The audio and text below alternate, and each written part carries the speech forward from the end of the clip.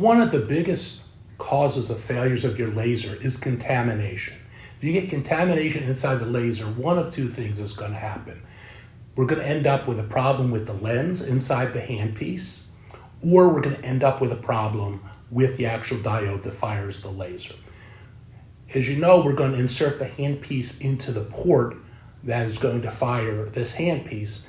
Now, we need to make sure that we are always careful. So the end should always have its cap on it when it's not in use.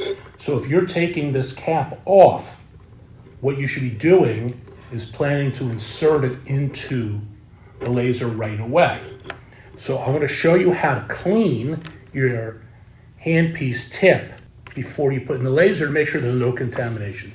So you're going to have a box like this one. When you open it up, you're going to have inside a cleaning kit. This cleaning kit has got two parts to it. You open it up, the button pops, it's going to give you a clean space to use. You're going to wipe the handpiece tip on here and then advance it so it's single use. So let's see how that actually works. So we've got our tip off.